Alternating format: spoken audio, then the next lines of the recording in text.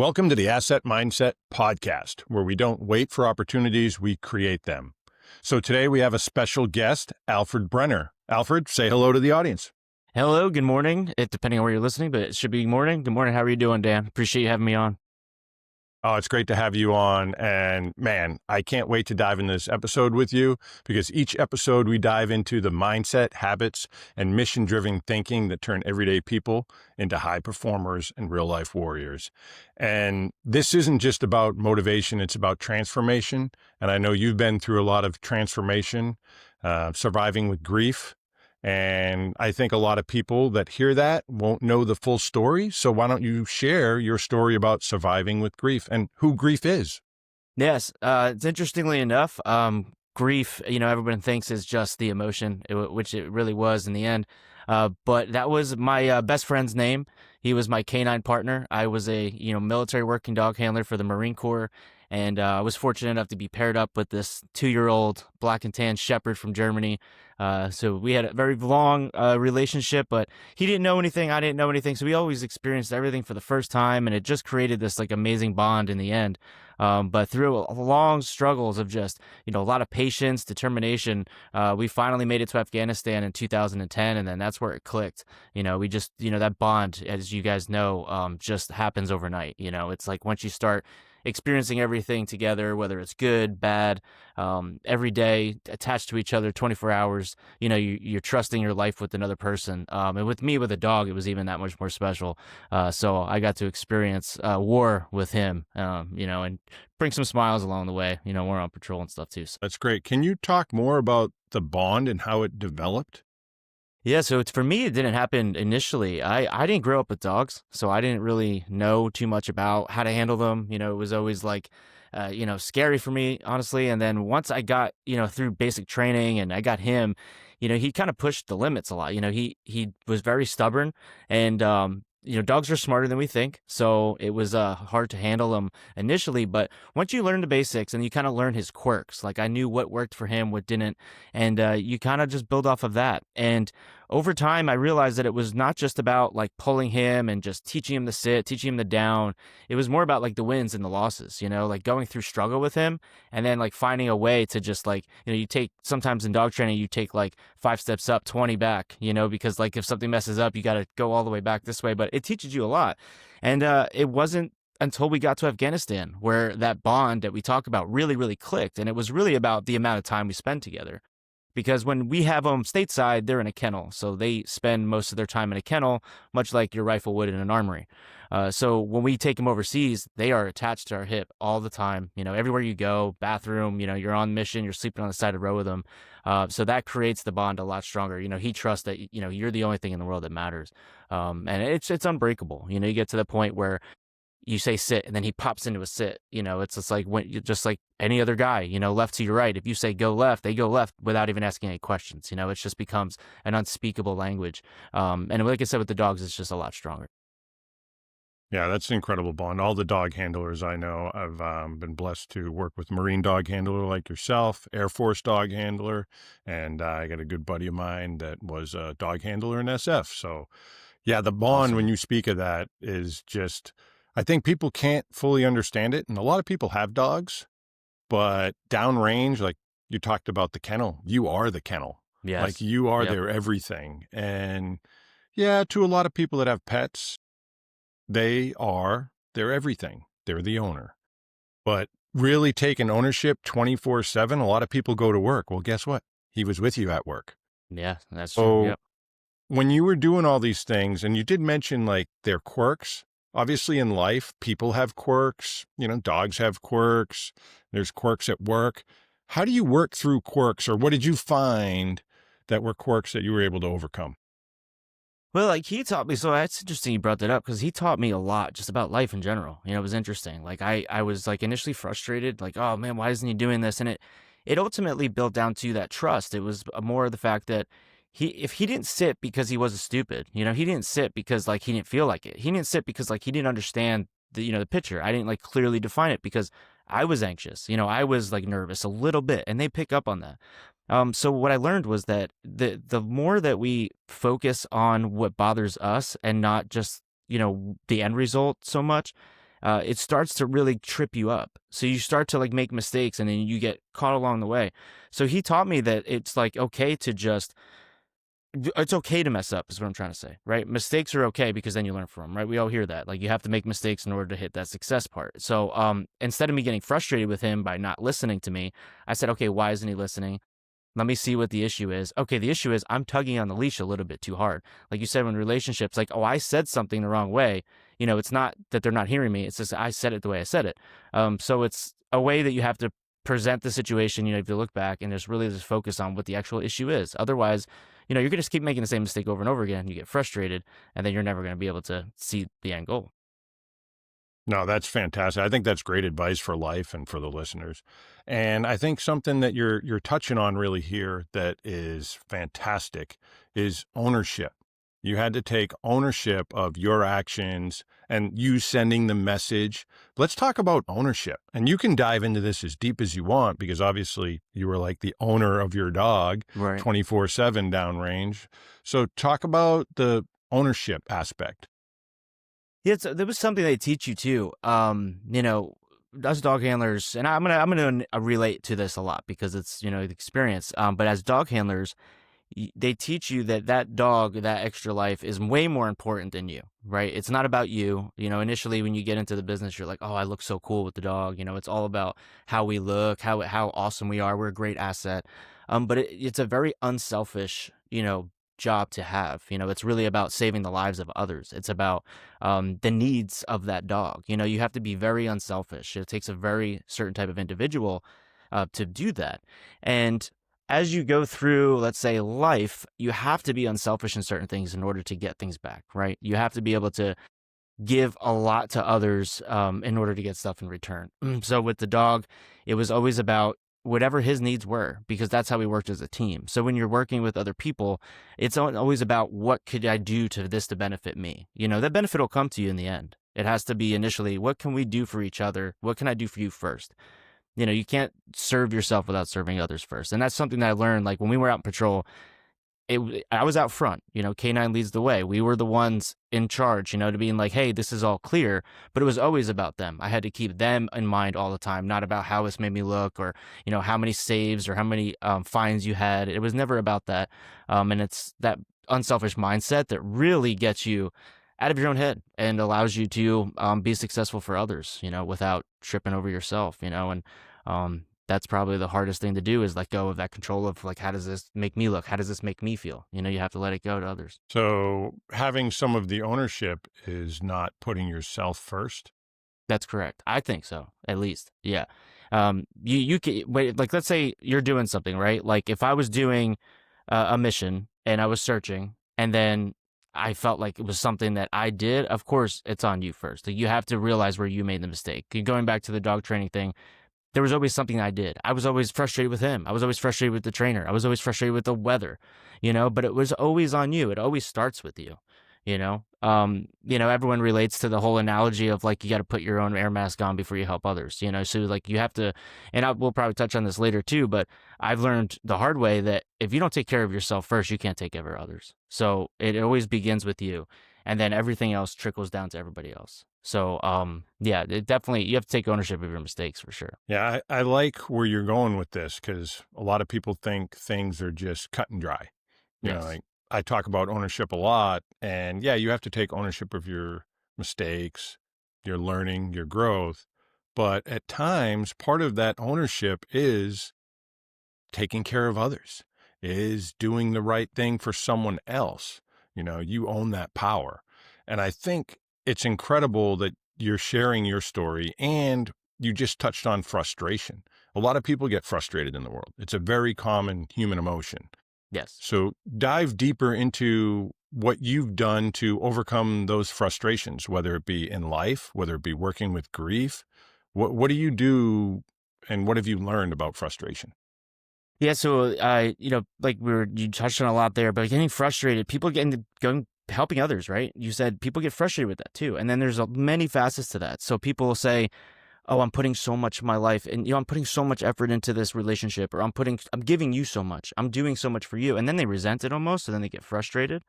So that starts to build up these walls and it starts to build up, you harden your soul more, because it's like, I'm not getting anything back. When we served, we did it no matter what, right? We didn't go over there because we knew we were getting parades or we were going to get benefits, or we didn't do that for that. We were over there, we did it for each other, and it was no issues, right? And then you come home and then it's like you take the trash out, every night of the week, and you're like, did you take the trash out? And then you freak, right? You're going to explode because that frustration boils so much because you lose sight of what's really important. And that's that it doesn't matter what you have to do in life. It may seem small and significant and it mounts up, but those frustrations are because you're not taking control, like you said, that ownership. You're not taking control over how you feel, right? You can only change how you feel. Like other people are going to say things and do things because they're dealing with their own stuff too. She's asking if you didn't take the trash out again because she's frustrated about something else. It has nothing to do with your relationship, right? We try to pinpoint it so much. So for me, I went through that too, and as far as my injuries and recovery, initially it was so hard because I had to like get better and I had to like progress physically and emotionally. And I would just push and push. And it was easy because it was like learn to walk again. Okay. It was like learn to, jog. And then it was like lift 10 weights, lift 20. And then the progression seemed easier. But then when you get to a plateau and things start to coast, that's when you start to slide off the hill a little bit. You start to slide left to right and you start to just make up these excuses. And then people are like, oh, you're doing so well. But deep down, you're not. And then you start to really get frustrated. Like that's where I got frustrated. Is like, I know I could do better. I know I could do better. But meanwhile, people are lying to you saying, oh, you're doing so well.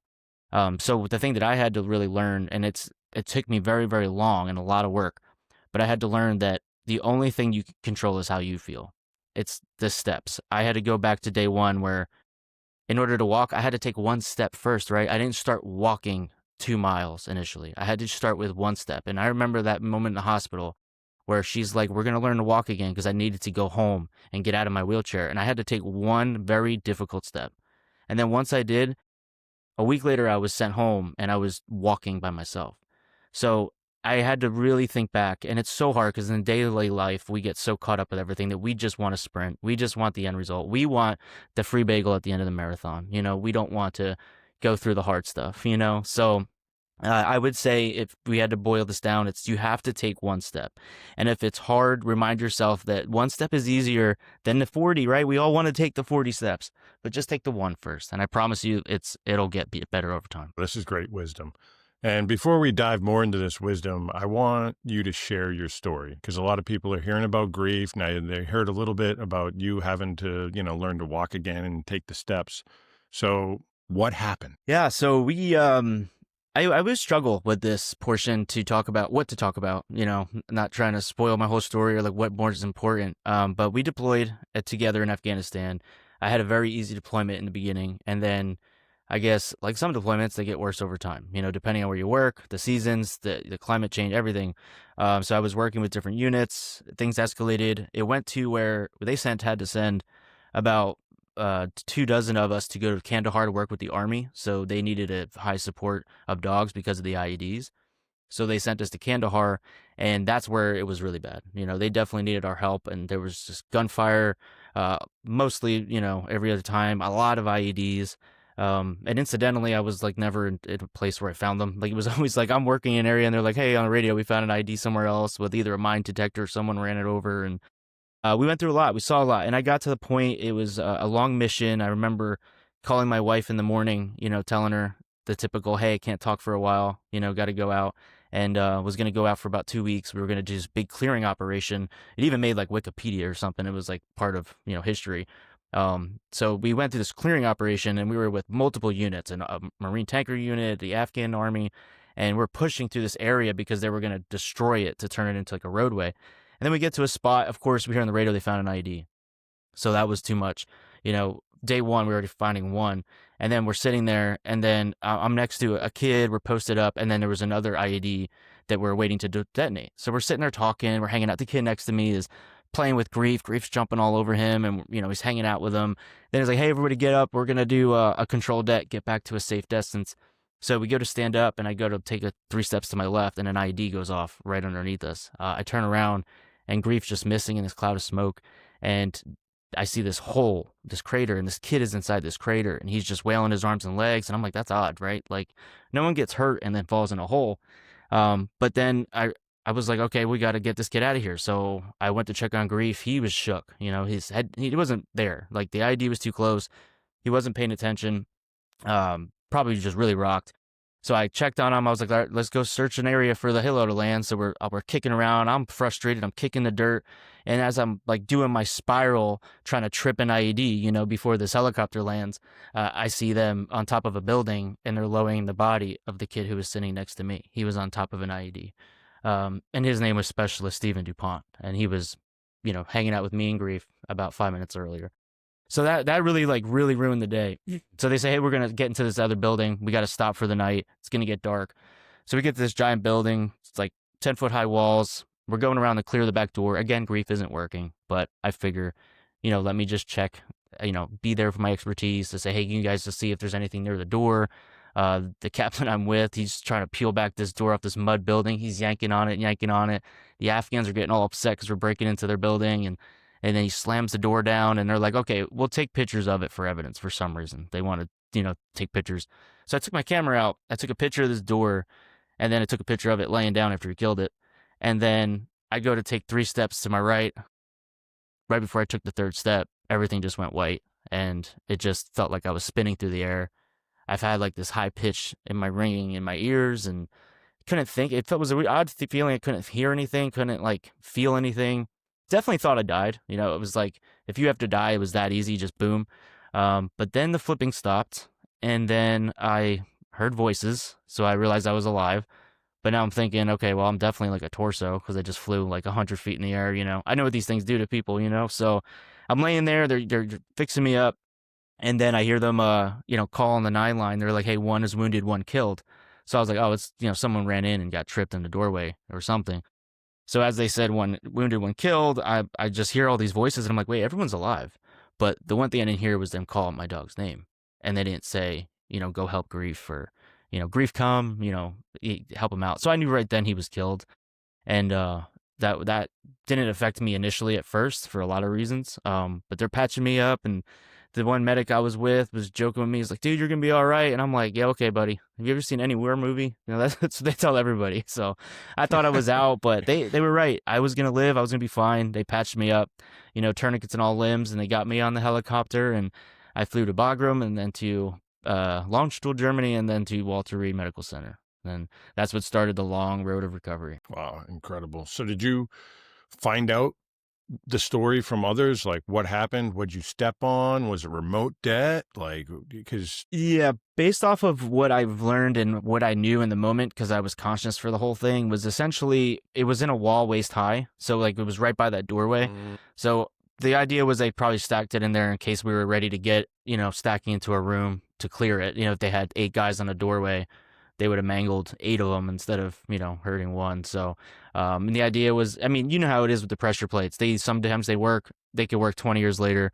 There was also observers, they said, so it could have been remote detonated, and they just targeted whoever was standing next to it at the time, because they had 3 observers that they wound up arresting, I guess. And I asked my buddy, several months later, I was like, whatever happened with that? And they're like, oh, we dropped like a 500-pound bomb on that building. Like, we just left.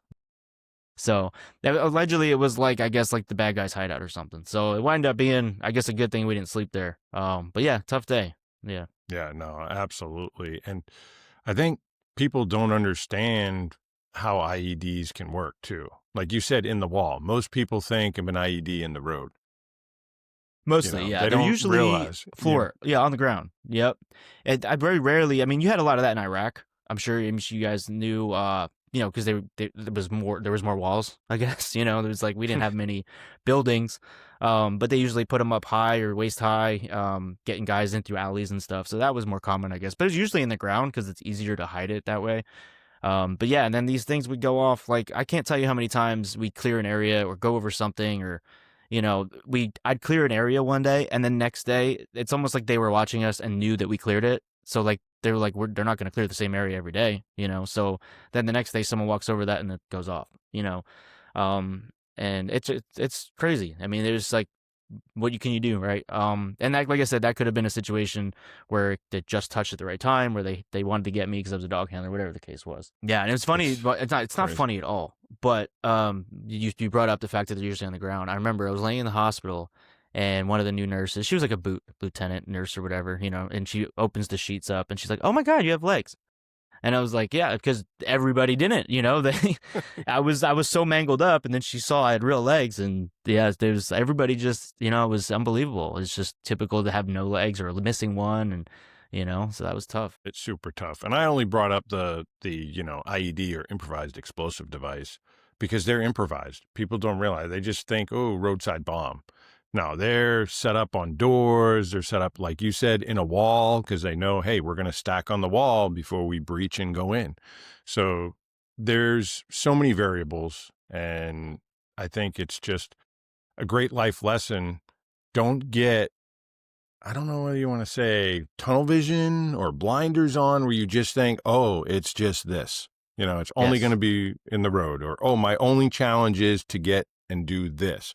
No, life's going to throw you curveballs. You've seen it, you've dealt with it. So this all happens. Now you have to process this. What was that like? Well, the physical stuff to me was easy, like I said, because you have no choice. You're laying there. I couldn't move anything. You're all bandaged up, and you do what you can do, and you just focus on that initially. Like I said, it's very easy initially because all I could do is move my finger, so I could like scroll on the internet on my iPad. That's all I could do. All I could do is like control my motor control car. We're gonna go, zooming down the hallways. So you just focus on what you can do. Now mentally, I learned this more later on, but like mentally, it wasn't that bad either because you're so numb to everything. You're so numb to focusing on multiple things. Like everyone's like, "Oh, was it painful?" I said, "I didn't feel any pain during the explosion. There was a little bit of a fire going on in my like undershorts, and that was an actual thing. There was a fire there, but everything else was nothing. I think it was because there were so many injuries that I couldn't process it. Your brain just doesn't understand. When you stub your toe, like the world ends. You know what I mean? Like you want to kill yourself. But yeah, I had like 45,000 injuries that were like that severe. So it was like my brain couldn't process it. I didn't feel any pain. But then, they shoot you up with every medication under the sun. So not only does that like help the pain side, but it also numbs you mentally too. So you don't get to process things very well. It wasn't until 2 weeks or so later, like I said, my wife went to the mall. She got the first generation iPad, and I'm scrolling through Facebook, and I see a picture of me in grief. It's just this beautiful picture of us at a training site. My hands in the air. We're about to get a bite, and I just started crying. It just felt like my face was melting. My heart hurt, and it just felt like I can't believe he's not here. All of the emotions just rushed in. It was just like this door opened and just flooded the room, and that was tough. And seeing all the comments from people and all the things they said. And that was the first real time I realized like I lost them. And then I went through some phases of that. But again, you're distracted by all the stuff you're going through. You're medicated. So again, that had a lot to do with it. And that goes on for a long time. So yeah, but over time I realized that like this is part of why I wrote the book too. Everyone's like, "Oh, you wrote it to make yourself feel better." And I was like, "No, I actually wrote it for others, to really understand that like it's okay to go through hard times, blah, blah, blah. But then at the end side of it, it's like, it's not something like grief isn't something that happens and then goes away. Like he didn't just deploy with me and then die.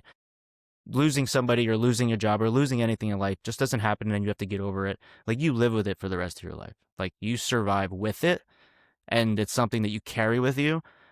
Just like the injuries or scars that we have, whether it's physical or not. That's what you have to like, hone in on and get you through life every day. It's just it's a part of you. So, and it just shows how much you actually love that thing or that person, and it makes you a better person in the end when you realize that's something you can carry with you and not leave behind. Very well said. Very well said.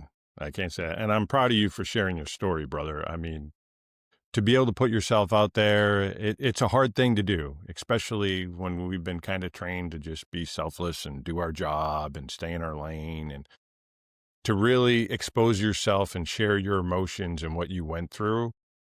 Thank you for doing that. I know you're helping people, you're inspiring people. And anybody here, please, you're listening, stop, pause, go in the description, go find out about Alfred, what he's doing, follow him, like him, share his stuff, share this episode with people that you think need to hear it. please give us a like and subscribe. We're trying to do positive things here, so you can do a positive thing and give us a like or a share. So now getting back into this, you're saying you saw the picture. There he was. It hit you. So you're saying like, wow, he's not here. But what followed after that? Because I'm sure it wasn't just the, oh, he's not here. There was must have been so much more going on.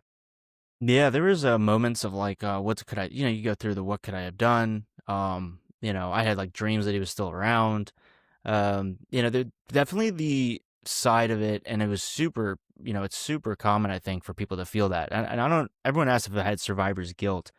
I don't know if it was so much that, but it was just like, what could you have done differently? Like the kid I mentioned, Steven, who was sitting next to me, who was killed. He was sitting on essentially an IED. My dog was jumping all over him, playing with him. And moments after that happened, we were doing like cleanup, secondary searches. And then one of the sergeants came up to me and he goes, why didn't Grief smell that or find it? And it's like the one question that you don't want to get as a canine handler because, these dogs are proven not perfect. You know what I mean? And not to mention, he's sitting on it. The dog's jumping all over him. You know what I mean? It's just the whole scenario. And you can't trip yourself up with that. You have to, it hardens your soul. It hardens your heart a little bit, but you have to package that up and send it away because there's nothing you could have done. There's absolutely nothing. And sometimes that's okay to say that. It's not like a cop out. Sometimes you have to realize that like what you did was enough. It's how you react to things. It's not something you could have done. You can't change the past, obviously, so you can't live there.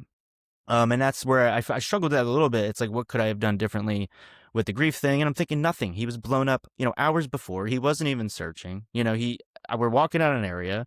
If they targeted me, they targeted me. It was like in my head, it was like weird. It was almost like it was always meant to be. And I, as somebody of faith, that got me through deployment is that, when your first time outside the wire or anything you jump into for the first time and you're scared, you feel like you're going to die. You feel like the world's going to end. You're full of anxiety.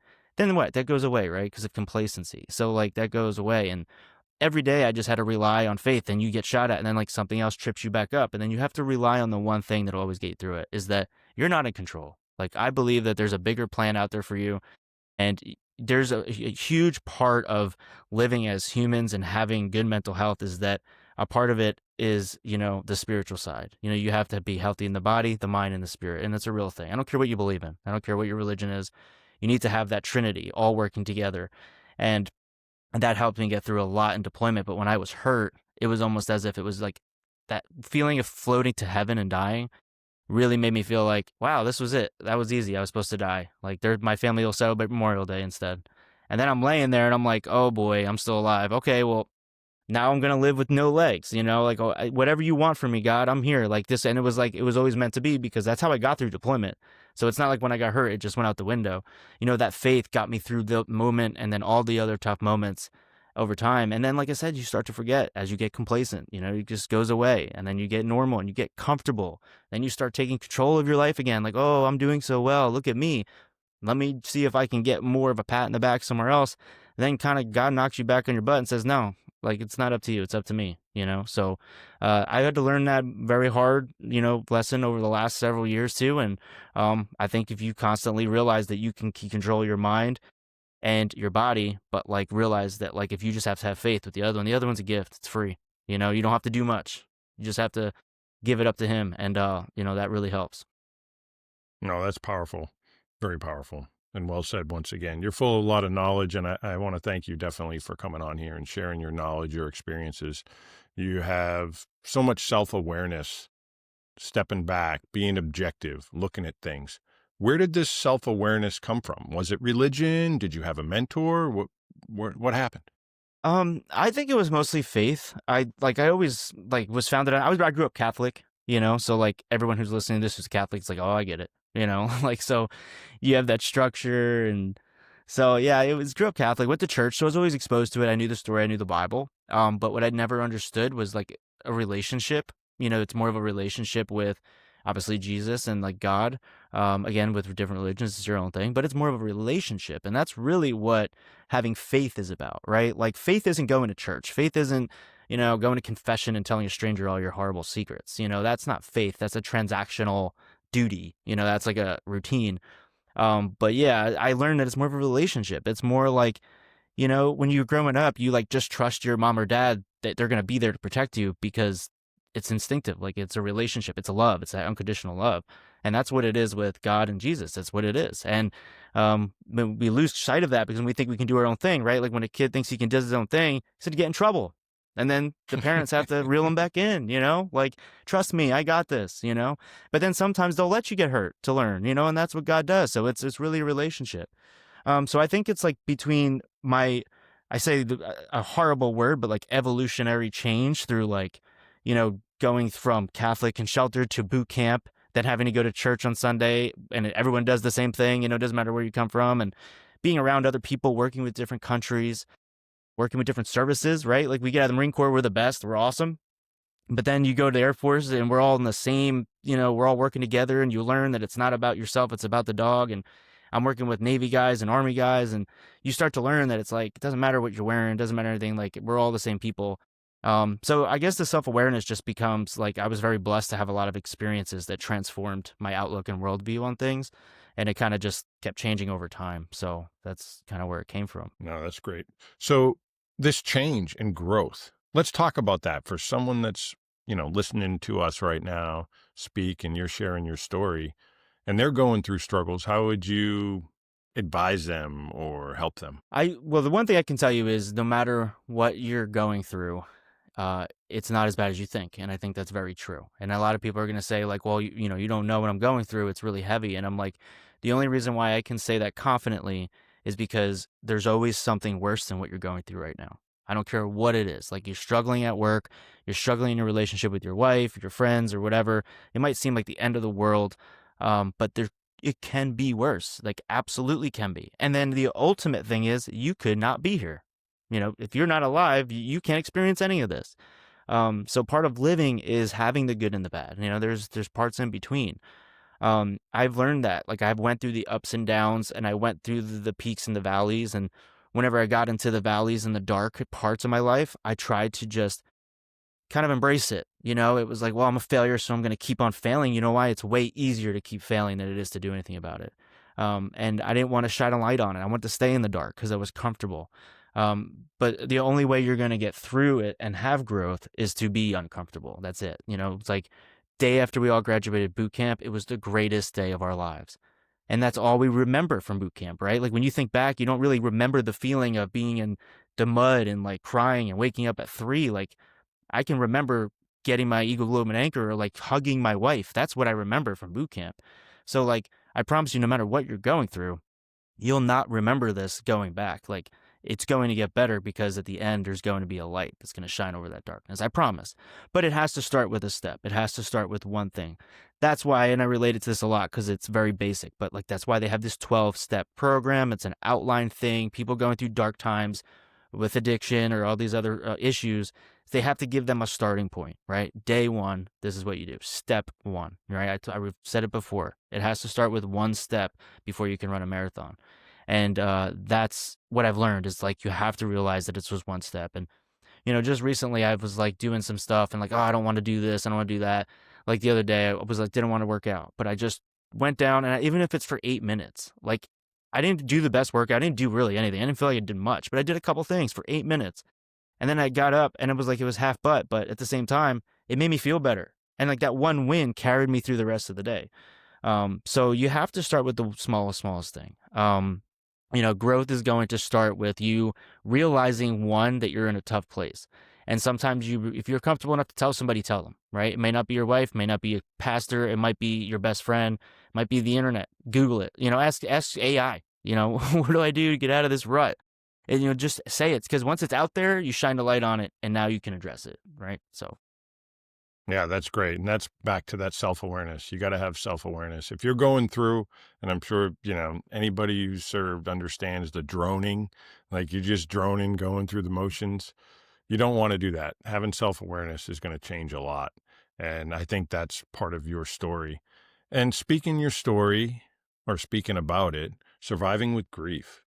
Tell us about writing the book and what was that like, and sharing it and putting it out there. Yeah, it was a process. I didn't have like any idea. I didn't have any aspirations to write a book.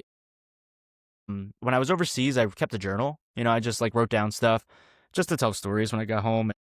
When I got back, obviously, you're going through therapy. They have multiple ways of doing it. Like I stared at the screen with the lights going back and forth, and they tried to hypnotize me or whatever. But they're like, write down your feelings in a notebook. See if you can recount the day. If you talk about the details of the day, maybe that'll help. And it was like 6, 7 pages because God willing, I remembered the entire incident, from the whole thing. So I wrote all the details down, and she read it. She started crying, and she's like, "Go write a book about this." And that's what started the idea. I played with it. Once the title popped in, I told, my kennel master, my staff sergeant, a great friend who's still to this day, but he was there when I got hurt. And I told him the title of it, and he's like, "That's awesome, man. Go write the book." He's like, "Do it." And, it kind of lit a fire in me. And over time, I played with it and there's like jotted things down and had to change a lot. Went through the editing process.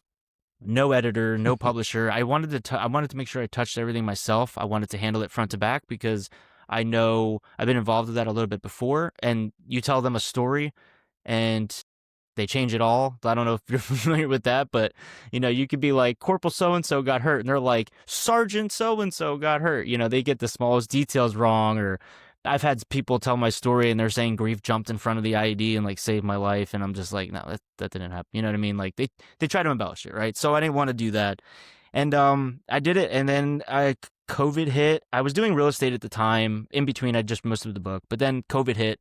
We all drank for a year. And then I was like, I got to start doing this again. I'm not going back to real estate. And I dove headfirst, just finished it. In 2023, I released it. Nice. So did you self-publish? Yes. Yeah, I did a lot of research. Like, thank God for YouTube University, because that's like the best thing in the world. You just, how do I do this? And then there's a million people just like, this is how you do it. They give you the format, the steps. So I just did it on Microsoft Word and then, published it to KDP, which is Amazon. So, yeah, it's really easy. I mean, anybody could do it. You could publish anything as long as it's not anything crazy in there. They publish it for you. So it worked out really nice. Well, that's fantastic. I'm so proud of you, man, for doing that. And Thanks. I like what you're sharing too. And I don't know whether you really shared it knowingly. I just think it comes natural to you. You talked about your sergeant and people around you that were supportive. Can we talk and touch on that subject as far as surrounding yourself with good people? Absolutely. It's the most important thing in the entire world, I think. It's, you get in the real world, right? Like civilian sector, like networking's everything, it's all about who you know. And I never knew how true it was until like you experience it. And I was very, very blessed. Everyone's like, "Oh, how did you get through this tough time?" I'm like, to be honest with you, it was a lot of faith, a lot of perseverance, but mostly the love and support from the people around me. My dad was fortunate enough to take off of work while I was hurt. He was living at the hospital. My wife lived at the hospital the whole time she was there. She almost went to Germany, so they were very willing to be around. They put her up in like a little apartment place down there, and she lived there, and the two of them did shifts, but she was there the whole time, helping me through it all. And like I said, when we got out, we got home, she was doing everything for me, wiping me, shower, everything. She just sponge bathed me, and I couldn't have done it without the love and support with the people around me. And then, the military was like, "Oh, what do you want to do? Do you want to stay in? You can work a desk at the hospital or do whatever." And I was like, "No, I want to go back to my unit. I want to see my guys, and I want to go back to the kennels." And, I couldn't handle a dog anymore, but I'm just wobbling around there and trying to tell them essentially what not to do. You know what I mean? Like, don't do this. So I went back there, and I was working with them a little bit, did some training, and just being around them was huge too. But you have to have it. You need to surround yourself with good people. It's very, very important, because they're the only way you have a relationship with them is if you emulate each other, or you feed off each other, or you have common ground, right? Like if you go out drinking every night, then hang out with a bunch of guys who go out drinking. Like we all done it, right? We all went through the drinking phase or whatever. I don't drink anymore, but I can't tell you the feeling I got when I went into a liquor store and I was surrounded by people, and I'm not judging anybody, but I was surrounded by people who you could tell aren't fit. You can tell who aren't healthy, right? Like they're walking in, they're covered in dirt, they work their ass off all day, and they're just, they smell. And then here I am, like trying to be this like upstanding individual, and it just didn't seem like it fit, right? Like, but I still did it, I still wanted to do it. But it's just what you surround yourself with. And I never was like a bar person. But you go to church, right? Even if you're not a churchgoer, you go to church, you're most likely coming out feeling good, right? You're gonna, even if you're not a church person, you're gonna nitpick the heck out of it, but you're still gonna feel great, right? You're still gonna feel good complaining about how that was. I had so real quick story. When I was in the hospital, one of my roommates, he was there for several months because he was not doing well mentally. And he wasn't that bad physically. He had an issue with his foot. He was next to his buddy who was killed when he got hit by an IED. Mm. And, his room was all set up. He had Xbox, he had all this stuff. He was like moved in, like, because he wasn't going anywhere. And nobody in his family visited, whether they had issues or not, or they just couldn't make it. It didn't matter. I don't know what the relationship was, but they just weren't there all the time. My family was there every weekend. My wife was there 24 hours a day. And, my dad would go in with my little brother and they'd hang out with him. They talk to him. And, he just didn't have anybody. He had nobody in his circle, like nobody in his unit. And I noticed that a lot with the infantry units, or a lot of like, your conventional units. They have these big groups and they lose guys left and right. And then like they separate, once you go to the hard stuff, they come back. They don't, I mean, they're tight, but it's not as easy when you have like smaller knit groups that, basically, there's 20 of you that love each other. And he was a part of that. He was a regular grunt guy. And I just felt like he felt that feeling of no purpose, like no family, no unit, no nothing. And I just felt like he was missing, and he had survivor's guilt. So it's extremely important to surround yourself with people who not only support you, but like love and care for you. All right. So let's talk about, what if you're like that guy in that room and you don't have anybody? Where would you go find them? What advice would you, someone that's stuck in a victim mentality and feels alone? I mean, yeah, go to church, Yeah, but yeah, yeah. what else would you give them for advice? Like, It's tough. I think because we were talking about accountability and like being self-aware. When you're in a rut like that, and I've been through some tough times to the point where I almost like destroyed my life. And unless you have someone intervene or help, you almost will never get out of that. So I'm not saying that's how far gone he was, but being that there that long on suicide watch, like you're not doing well. And the doctors are there just to babysit you. They're not there really to like push you, or to help you get better because they're vested in certain ways. But I don't know if it's necessarily something you can do. I think it really falls on the people around you. So I'm speaking to everyone who's seen this before. I'm speaking to everyone who knows that has somebody like this in their family, or somebody at work who doesn't speak all the time. They might not be sociable, but they also might have something going on. So I'm encouraging people that if you see or understand or notice that somebody might not be going through a good time, you need to ask what's up. You need to ask them a question.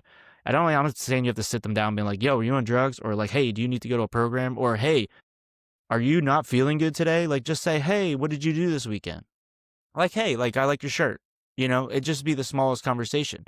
Like when I was there, this kid was stuck there playing video games all the time, super depressed. My dad would just say, what do you like to do? What kind of games do you like? And he would nag him and play my little brother. But he inserted himself into that situation. And that's how I learned all this, right? Because guess what? I wasn't talking to him. He didn't talk to me. So it was until my dad reached out and said, hey, what do you like to do? What kind of games do you like? And then you can see his personality change. It needs to come from everyone else. Because I don't know, it's very difficult for you. I can't sit here and say, hey, if you're not feeling good today, you got to snap out of it. I don't think that's how it works. It falls on the people, everyone else. That's why you have that brotherhood mentality. So in the Marine Corps or any branch of service is very easy, because if someone's slacking or falling off to the side, they get kicked in the butt, and you're held accountable. You hold each other accountable. So there's strength in numbers. But when you get out, that's why people struggle, because they don't have that anymore. They feel alone. They feel isolated. I feel that sometimes, but then my buddy did the same thing. He feels it too. We'll go out and have lunch one time in a year, and it's like it changes our lives. You just get that everything rushes back to the surface. You get those dopamine hits, the healthy ones of, oh, I remember this. Oh, we would go to the commissary and make fun of boots for an hour, and then like that makes us feel good for like a long time. But like that's what you need. And again, and I tell people all the time, like I'm starting to get better at it, but like if you have an urge or an itch to reach out to somebody, do it. I don't care if it's your mom or dad you haven't talked to in a while, a friend that you haven't heard from in years, like just reach out. Worst that's going to happen is you're not going to talk to them again. You're already doing that. So, you know. I think that's fantastic. And I think this is an angle that we're getting to share today on the Asset Mindset podcast that a lot of people don't think about: engagement. You need to engage those that are suffering or dealing with victim mentality or whatnot. Yep. Engage with them, Yes. interact, meet them where they're at. Those things can be game changing for an individual. I love when you talk about your dad just asking questions about the video games, and you could see this I don't know, was he a Marine or soldier? Or, He was anyway, Marine, yeah. I this think he was Marine, yeah. this Marine, his personality changed Oh, yeah. They light just up. from questions and being engaged. So that's a lesson for everybody out there. Engage with others. You see somebody that's struggling, engage. Talk to them. It doesn't have to be a ton of things.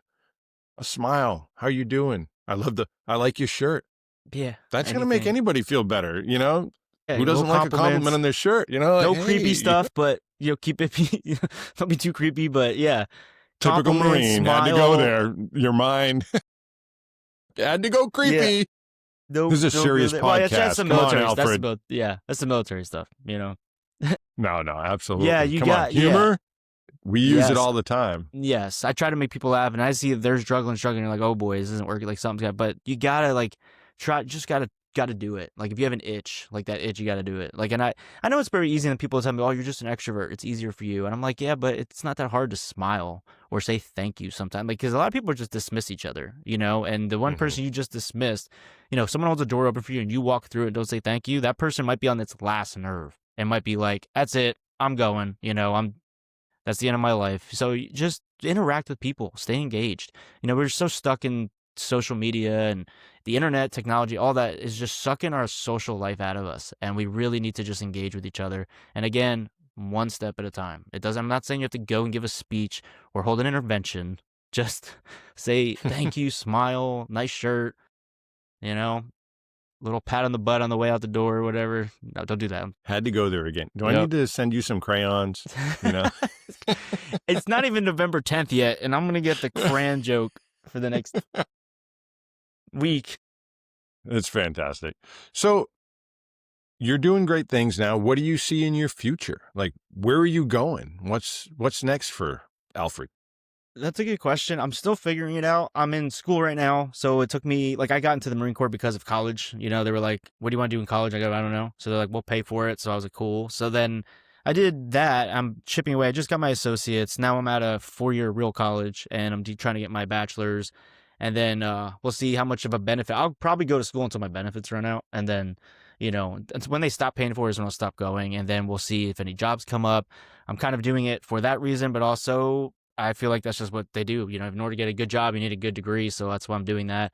But I don't know. I had the book out, and initially I got caught up on like every author in general. They're like, oh, I can't wait to make $1 million and give all these keynotes everywhere. And then you realize, nope, you're not doing that. Like, I think I paid for gas this week and that's it. It's very, it's not as that much, but then I got caught up on it. And then I realized it's not about the sales, and it never was. It's not about me. It's never about me. It's about others. It's about pushing this message out so I can try to give something back.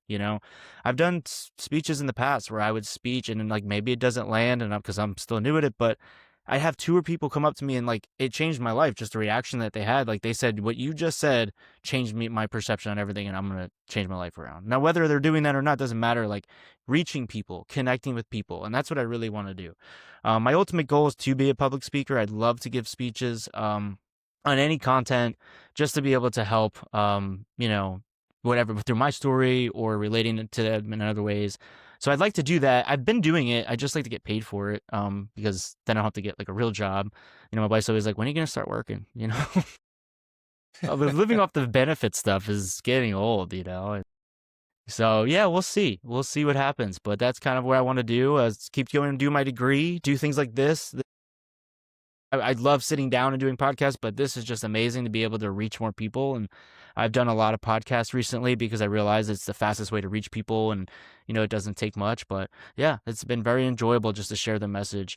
And then as far as it was funny you brought this up about how men in general, men struggle with this, but about being so tough and strong and hardened, and we're trying to teach them to be more vulnerable. And like if you read the book, I kind of was nervous even putting it out there because it makes me look like a wimp. Like it makes me look like a scared little kid, because which I was. There was moments where like, we're Marines, we got the big S on our chest, and I got a badass dog. But when you're going to deploy and you think every step you're going to take, you're going to die, or you just watch somebody get blown to pieces, it changes you. And I wanted to be as vulnerable as possible. So that's part of my thing, is it's like, we're pretty awesome people, but like deep down, we also, you have like a very soft spot. and you have to kind of own it a little bit, because that allows you to be tough in situations where you can be tough, but also be soft when you need to be soft, so that you can live that versatile life and be able to like touch on your feelings, but also go out and, kick indoors. It's good to be that, because otherwise you're just going to be, stuck being so hardened that you can't have those relationships or do those things you want to do. Yeah, it makes it a lot more difficult. You're a Yeah. human being. You have all the Yes. emotions. Everybody Yes. does. You can wall them up, you can lock them up, but that's not healthy. You got to share that. And by you sharing, you're inspiring others and giving other people the opportunity to do it. So I commend you for that. And the one thing I'm going to, I guess, try and mentor you a little bit, passion and purpose. You have passion. I can see it in you. Now get your purpose. You want to speak? That's what you're going to do. Don't be like, I'm going to get some job. No, man. Chase your dreams. You wanted to be a Marine. You went, did it. You made it happen. You had this thought and other people said some things and planted seeds in your head about being an author. You did it. Passion and purpose. Find them. Just go for it. You never I know love where it's that. going to go. Yeah. You're a wise guy already. Not, well, yeah, you're a wise guy because You're a wise you've guy. made some I'm from cracks. Jersey. I'm from Jersey. Nice. Yeah. But seriously, Yeah, man, I love that, man. you got a Thanks. great message. You have passion. Now find your purpose and just keep pushing, man. I love Take that. I ownership. appreciate that a lot. Yeah. Like you're doing it already by putting yourself out here, being on the show. And speaking of that, don't forget to like, follow, and subscribe.